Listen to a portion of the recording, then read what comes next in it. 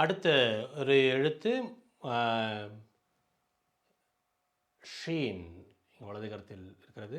இஷ், ஷ்வா இதற்கு ஒரு அசைவு கிடையாது, உச்சரிப்பு கிடையாது. லாமெட் இல். இங்கே பாருங்க, இங்கே ஒரு புள்ளி இருக்குது மேலே ஹோலேம்.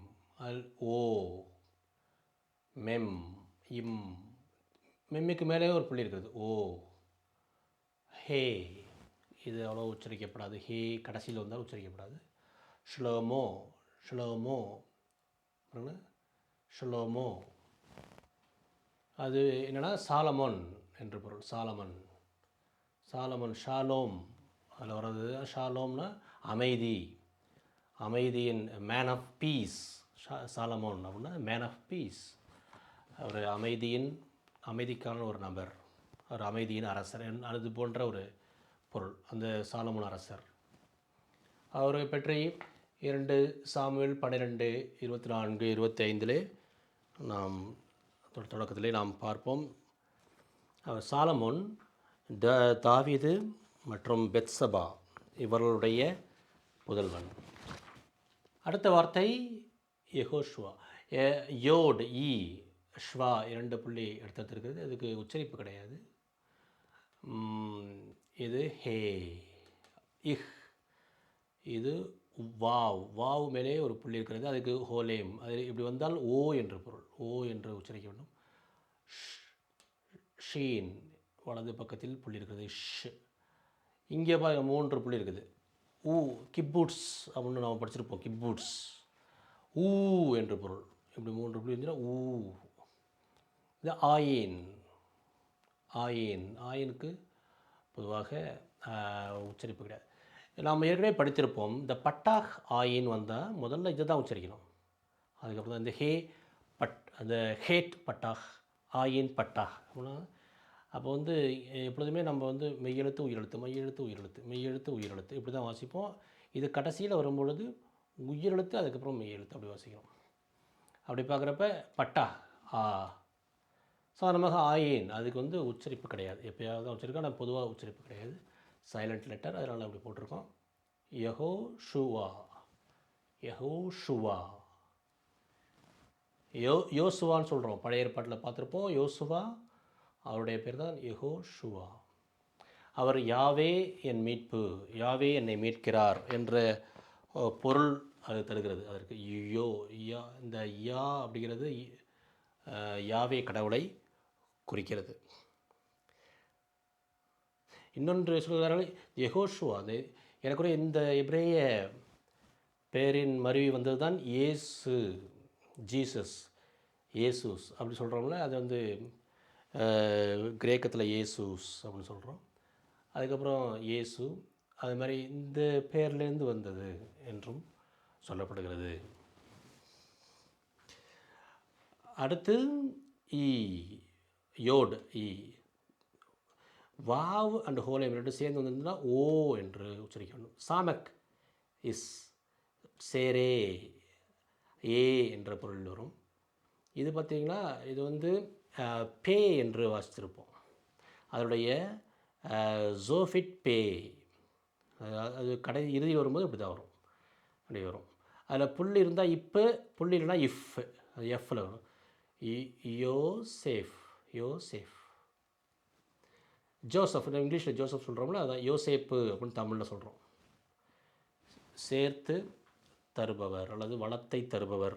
நம்ம தொடக்க நூல் 30:24 நம்ம பார்த்தோம். ஆண்டவர் இன்னொரு மகனையும் எனக்கு சேர்த்து தருவாராக என்ற பொருள், சேர்த்து தருபவர். அது மட்டும் இல்லாமல் இந்த பழைய ஏற்பாட்டு யோசேப்பு தன்னுடைய சகோதரர்களாலே அடிமையாக விற்கப்பட்டார். அதன் பிறகு எகிப்து நாட்டிலே பார்வோன் மன்னனிடம் அவனுடைய நன்மதிப்பை பெற்று அவருடைய யோசனையை கேட்டு வளங்களை எல்லாம் சேர்த்து ஒரு ஆளுநராக நியமிக்கின்றார். பிற்காலத்திலே பஞ்சம் வரப்போகிறது என்பதை முன்னாடியே அறிந்து கொண்டு ஆளுநராக அவர் எல்லாத்தையும் அப்பொழுதெல்லாம் நன்கு விளையக்கூடிய நாட்களில் பொருட்களை அல்லது தானியங்களை சேர்த்து வைக்கின்றார். அதன் பிறகு அதை மக்களுக்கு, அந்த வளத்தை மற்றவர்களுக்கு தருகின்றார். அதிலே யாக்கோபு அவருடைய புதல்வர்களே அந்த பட்டினியான காலத்தில் இவர்களிடம் வாங்குகிறார்கள். ஆகவே வளத்தை தருபவர். யோசேப்பு என்றால் வளத்தை தருபவர், வளத்தை மற்றவர்களுக்கு பகிர்ந்தளிப்பவர் என்று பொருள். நாம் பார்ப்போம் சென்ட் ஜோசப். சென்ட் ஜோசப் அப்படின்னு நம்ம படிக்கிறோம். அதுக்கு புனித வளனார், வளன், வளனார் அப்படின்னா என்ன அர்த்தம்? ஒரு யோசேப் என்ற அந்த யோசேப்பு என்ற பெயருக்கு நமக்கு வளத்தை தருபவர் என்ற பொருளும் இருக்கிறது அதிலே. அதனால தான் இதை சொன்னேன். அடுத்து பேட் டாகிஷ் வந்தால் இப், ஹீரக் ஈ, நூன் இன், ஷ்வா இதுக்கு உச்சரிப்பு கிடையாது, யோடு ஈ, இது காமெட்ஸ் ஆ, மெம் இம், ஹீரக் ஈ, யோடு ஈ. இப்போ ஜோஃபிட் நூன் என், நூன் அப்புறம் பின் யமீன், பின் யமீன். நம்ம பழைய ஏற்பாட்டில் பார்க்குறோம் பென்யமீன், பெஞ்சமின் அப்படின்னு இங்கிலீஷில் சொல்கிறோம். பென்யமீன், பென் என்று சொன்னால் மகன், யாமீன் என்று சொன்னால் வலதுகரம். அதுக்கு இன்னும் வலதுகரத்துக்கு இன்னொரு அர்த்தம் உண்டு, வலிமை என்ற ஒரு பொருளும் உண்டு. அதனால் வலிமையின் மகன், சன் ஆஃப் ஸ்ட்ரென்த் என்ற பொருளும் இருக்கிறது பென்யமீன்.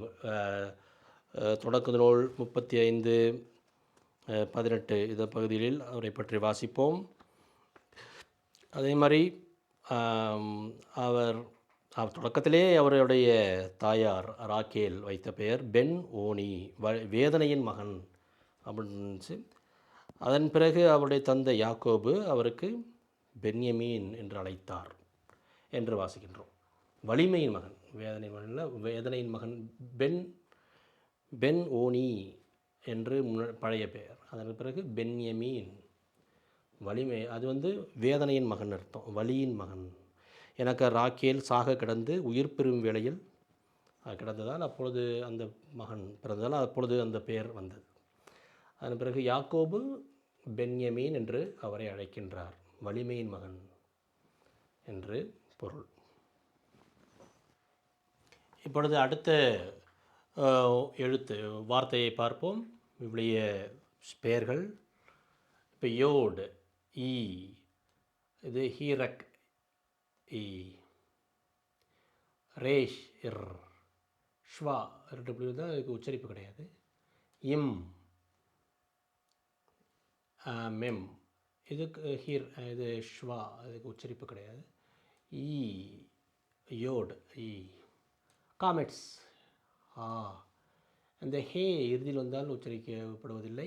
இர்மியா, இர்மியா, இர்மியா, எரேமியா என்ற பெயர், ஜெரேமியா, ஜெர்மாயா, எரேமியா என்று சொல்லுவார்கள். யாவே, யா என்று சொன்னாலே அது யாவே குறிக்கிறது. யாவே கடவுள், அவர் நம்மை உயர்த்துகிறார். காட் ஹஸ் ரைஸ்ட், கடவுள், யாவே கடவுள் நம்மை உயர்த்துகிறார் என்று பொருள். அடுத்து வார்த்தை. அதற்கு முன்னால் இப்போ எரேமியா ஒரு இறைவாக்கினர். அவர் இலிக்கியா என்பவருடைய மகன். அவருக்கு வீப்பிங் ப்ராஃபட் அல்லது அழுகையின் இறைவாக்கினர் அல்லது புலம்பலின் இறைவாக்கினர். அதனால் அவர் கோவப்பட்டு புலம்பிக்கிட்டு இருப்பதனால் அவருக்கு அந்த பெயர் இருக்கிறது. ஆகவே அவருக்கு இந்த வீப்பிங் ப்ராஃபட் என்ற பெயர் இருக்கிறது. இவர் முப்பெரும் எசாயா, எரேமியா, எசேக்கியேல் இது போன்ற ஒரு பெரிய புத்தகங்கள் அடங்கியது. இவர்களை பெரிய இறைவாக்கினர்கள் என்று சொல்வார்கள். அதிலே ஒருவர் எரேமியா. சிறிய இறைவாக்கினர்கள், பெரிய இறைவாக்கினர்கள் என்று இருக்கிறார்கள். எரேமியா ஒரு பெரிய இறைவாக்கி அப்படின்னா அந்த புத்தகம் பெரிது. அதுக்கு பிறகு இப்போது ஷீன், இஷ், இது ஷ்வா, அதுக்கு உச்சரிப்பு கிடையாது. மெம், இம், இது வாவ் ஒன்று ஷுருக் அப்படின்னா ஊ என்று பொருள். மேலே எப்படி இருந்தால் ஓ, நடுவில் எப்படி இருந்தால் ஊ. ஆலைஃப், அதுக்கு உச்சரிப்பு கிடையாது. சேரே ஏ, லாமெட் இல், ஷமுவேல், ஷமுவேல், அதாவது சாமுவேல் என்ற பெயர் தமிழில் இருக்குது, சாமுவேல். ஷேம் ஏற்கனவே பார்த்துருப்போம். ஷேம் என்று சொன்னால் பெயர், ஏற்கனவே ஷேம் என்று சொன்னால் பெயர் என்று பொருள் இருக்கிறது. எல் என்றால் கடவுள், எப்பொழுதுமே எல் என்று கடவுள், நேம் ஆஃப் காட், கடவுளின் பெயர். அடுத்த வார்த்தை யோட், இ, ஹீரக், இ, சாடி என்று சொல்லுவோம், சாடி, இட்ஸ். இது ஷ்வா, அதற்கு உச்சரிப்பு கிடையாது. ஹேட், இஹ். இது காமெட்ஸ், இது ஆ.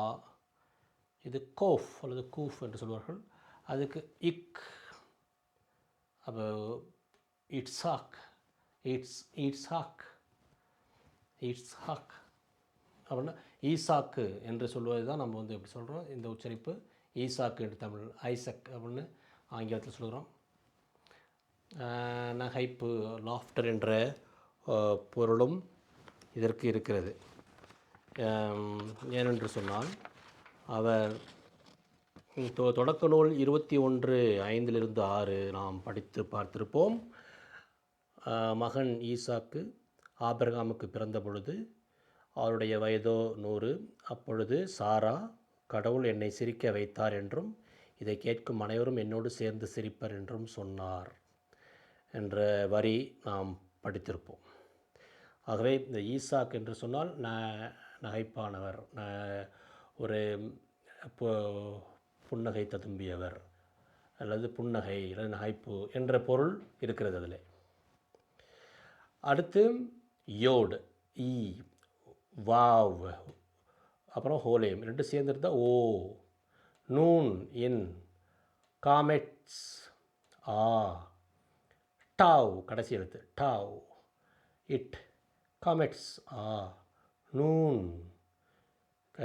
சோஃபிட் நூன், அப்புறம் இன், யோனட்டான், யோனட்டான், யோனாத்தான், அது யோனத்தான் என்று சொல்லுவோம், ஜோனத்தான். யோ என்று சொன்னால் அது யாவே கடவுளை குறிக்கிறது, யா, யோ, இது போன்ற அந்த எழுத்து வரும்போதெல்லாம் யாவே கடவுளை குறிக்கிறது என்பதை நாம், தந்தை கடவுள். யோ நாட்டான் என்றால் டு கிவ், கடவுள், காட் கிவ்ஸ், யாவே கொடுக்கின்றார் என்ற பொருள் அதில் இருக்கிறது. இந்த பாடத்தில் உங்களுக்கு ஏற்படக்கூடிய சந்தேகங்கள், கேள்விகள் அனைத்தையும் பின்னூட்டமாக எங்களுக்கு தெரிவியுங்கள், அல்லது மின்னஞ்சல் வாயிலாக எங்களுக்கு தெரிவியுங்கள்.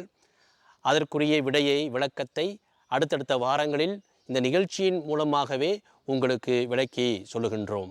உங்கள் அனைவருக்கும் நன்றி. இந்த நிகழ்ச்சி உங்களுக்கு பிடித்திருந்தால் விருப்ப குறியிடுங்கள், உங்கள் கருத்துக்களை பின்னூட்டமாக எங்களுக்கு தெரிவியுங்கள். இந்த நிகழ்ச்சியை மற்றவர்களோடு பகிர்ந்து கொள்ளுங்கள். மேலும் எங்கள் யூடியூப் பக்கத்தின் பங்குதாரராக இணைந்து கொள்ளுங்கள்.